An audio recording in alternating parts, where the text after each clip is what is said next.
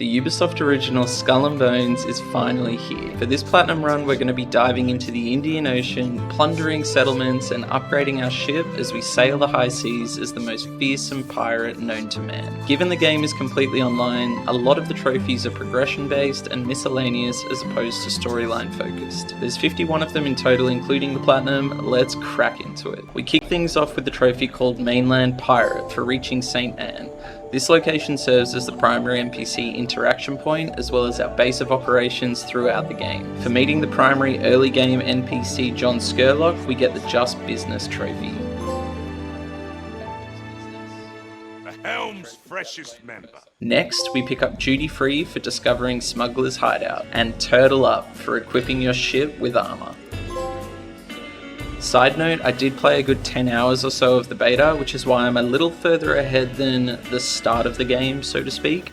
Thankfully, it didn't impact the trophies whatsoever, it just means we'll have to retrace our steps for a few different bits and pieces. For finishing an enemy with a crew boarding, we get the Go Overboard trophy. There's different kinds of crew attacks in the game that are a great part of the naval combat.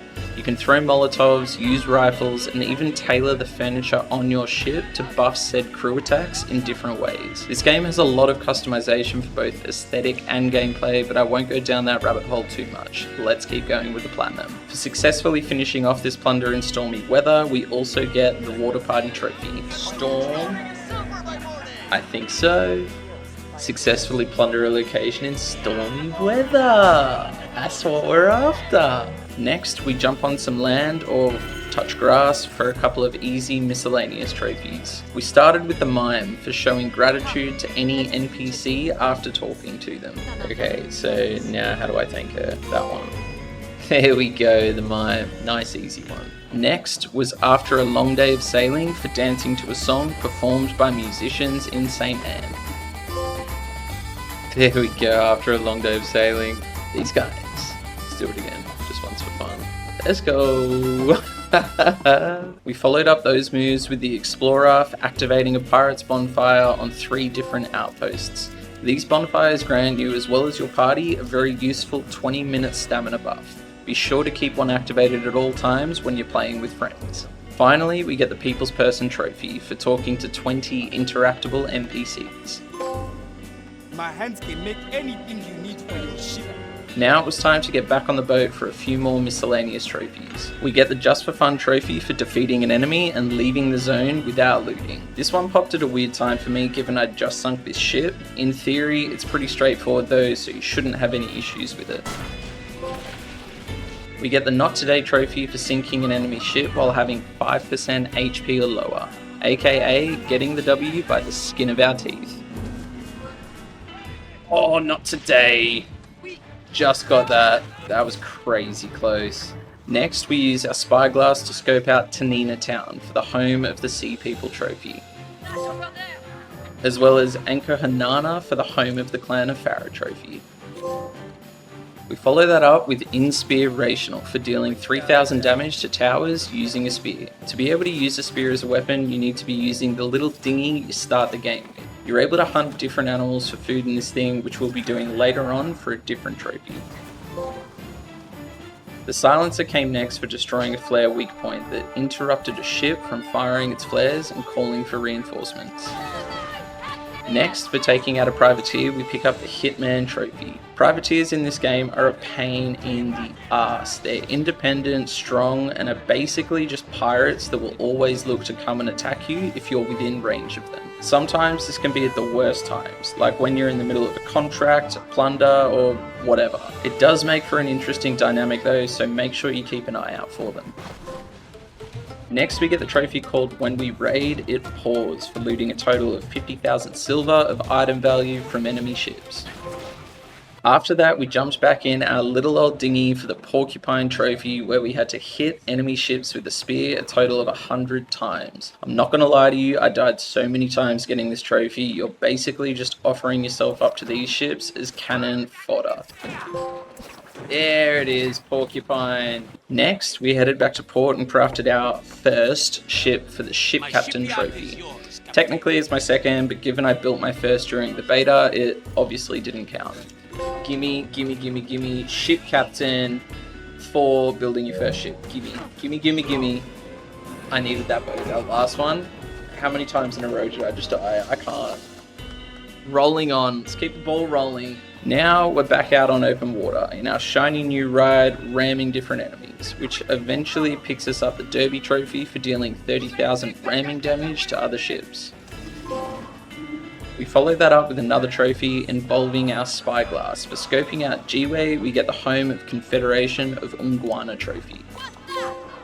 Back on land, I decided it was time to level up the aesthetics a little bit. For wearing an outfit worth more than 5,000 silver, I got the Rags to Riches trophy. In hindsight, I don't think I was showing enough chest with this choice.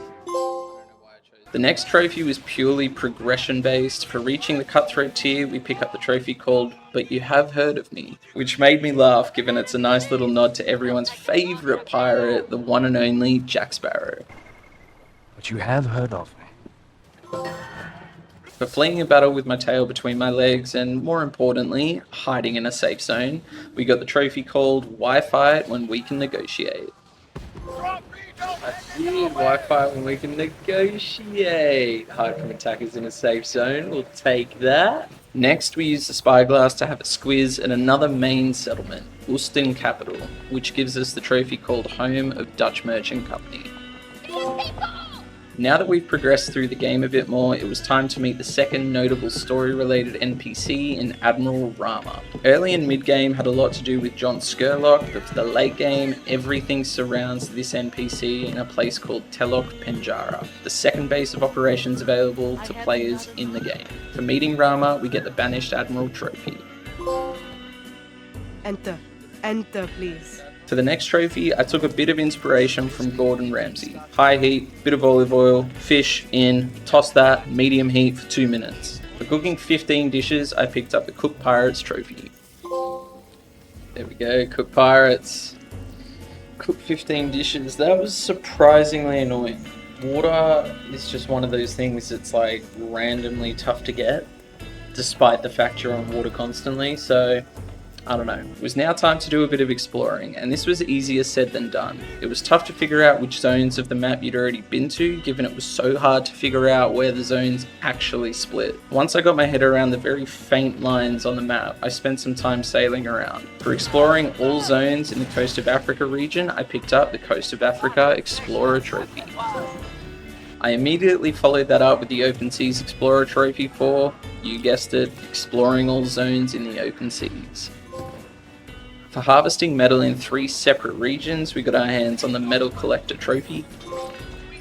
And for similarly harvesting fiber in 3 regions, we got our hands on the Fiber Collector Trophy. This next trophy worried me a little bit. I'd played 30 hours or so up to this point and had only seen 1 rogue wave in that time. Thankfully, just after logging in, this happened.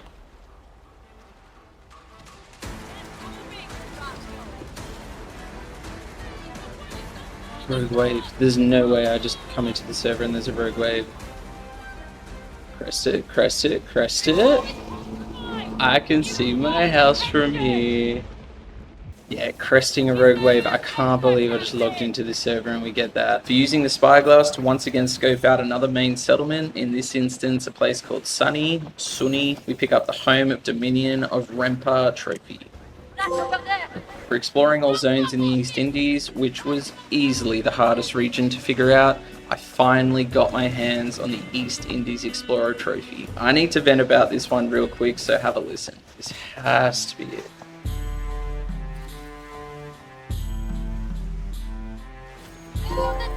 Oh, thank God. East Indies Explorer. Explore all zones in the East Indies. Like, I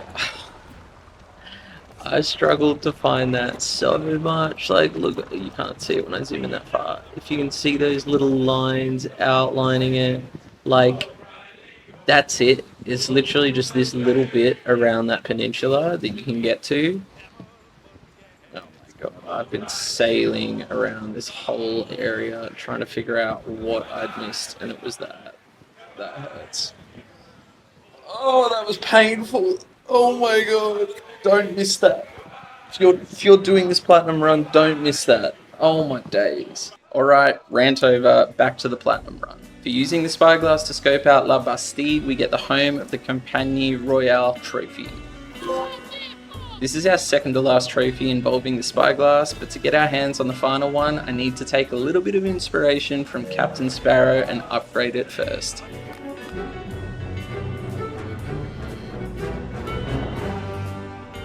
For successfully capturing my first manufactory in what is the beginning of the endgame, I got the first come, first serve trophy.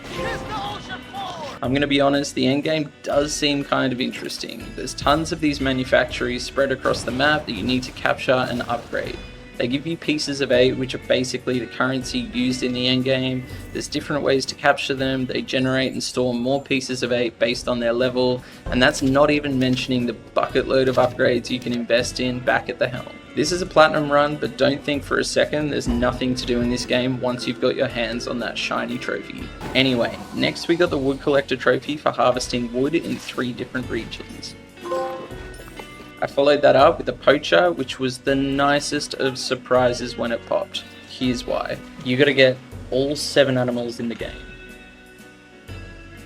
I've done all of them. I swear I've done all of them. Just did all 7 of them in a row, so I don't know what's going on with that.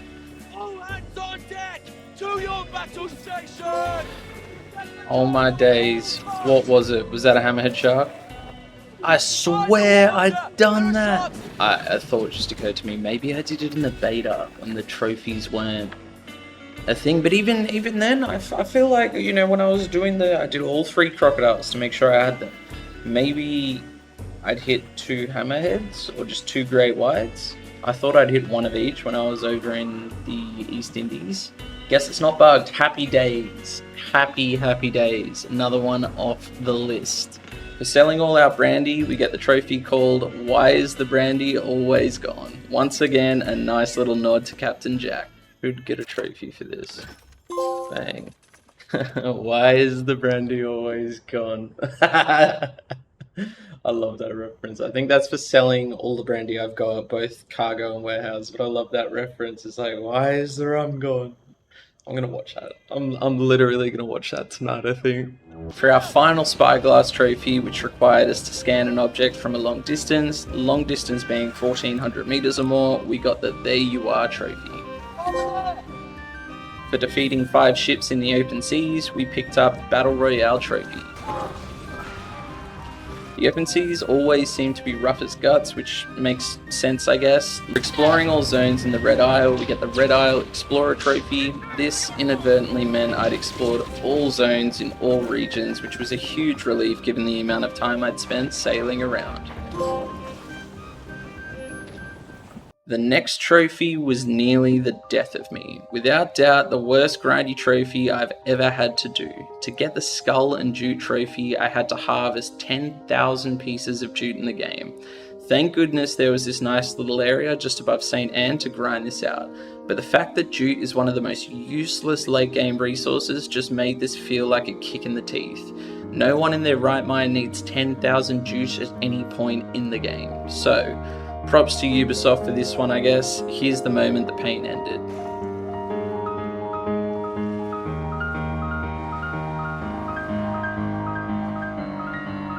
Harvest jute. This is it. This is the one. There it is. Oh my god. Skull and jute. Harvest 10,000 pieces of jute in total. That is, without a doubt, the grindiest trophy in the game. Because you don't need jute. I hate to say it, that's a crappy trophy. That sucks. Like, make it like, I dare say, make it like 20,000 pieces of, like, fiber. You know, because there's like, what, 7 different kinds of fiber you can get? Just make it 20,000 pieces of fiber. I've probably done that. But, like, you need other fiber. You don't need jute. It's like the first one. Anyway. Trophy done, thank god, that was grindy as crap. Next, I picked up the Sharing is Caring trophy for trading items with 3 separate players. Basically, I just offered low-level players a ton of stuff that they more than likely didn't recognize, didn't ask for anything in return, and then accepted the deal. Yes, accept? Yes, Sharing is Caring, thank god. Why does no one want to take anything trading in this game? Thank you. For grouping up with 2 other players during gameplay, I got the Pirates Assemble trophy. This one was ridiculously easy once I figured out you could just join a random player using the social menu. and if you happen to join a party of 2 people, like I do here, the trophy would pop instantly. The next trophy was the definition of hashtag time in, something you couldn't cheat your way out of, something you could only get as a result of hours and hours of playtime. For sailing a grand total of 1,000,000 meters, I got my hands on the Magellan Trophy. Out of the 51 trophies for Skull and Bones, there's only one that's hidden, and that is called Lunar Effect. Basically, you need to be standing on land and stare at the full moon for 10 seconds. In theory, it sounds easy, but given there's a genuine cycle for the moon and every in-game day takes roughly half an hour, this is such an easy one to miss. Thankfully, I got really lucky and just happened to look up at the sky at the right time. Is that it? Come on, that's got to be a full moon. Get out of it. Treasure, get out of it. That's got to be a full moon. Please. Please be a full moon. I'm looking at it. I'm looking straight at it. Standing on land, look at it for 10 seconds. That's got to be a full moon.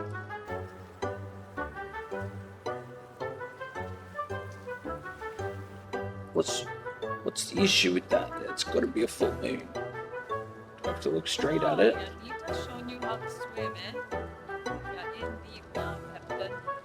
That has to be a full moon. Please. Much like us. Yes! Lunar Effect, let's go! Oh my god. Oh, it has been a mission to try and find that full moon. That makes me so happy. Next, I sunk my teeth into some shared contracts with 2 buddies I partied up with. For completing 5 shared contracts, I got my hands on the It's More Fun Together trophy. Yeah, there we go. Got it done. It's more fun together. I wasn't sure if that was going to pop just then. Big shout out to that guy that was just helping me out though. That's huge. Only 1 more to go. Now it was finally time for the last trophy of the game called Hello World. A trophy that arguably should have been the easiest to get had it not been bugged for weeks since the game's launch. I had to simply sign into the game and greet players with an ahoy from the quick chat option. Why the in-game quick chat was unavailable for so long, I have no idea, especially considering this game's been in development for a whopping 10 years. But that's just Ubisoft for you, I guess. Here's the moment where I got my hands on that elusive trophy and finally got my hands on that shiny new platinum. Alright, okay, so this should be it. Where are we? So I click that, we're in local, and I think I click ahoy. There we go, hello world! That's our last trophy and we've got the platinum now. Pirate Legend. Let's go, we got there eventually. Had to wait a little bit for that update to come out, but man oh man, thrilled, absolutely thrilled to finally get that platinum.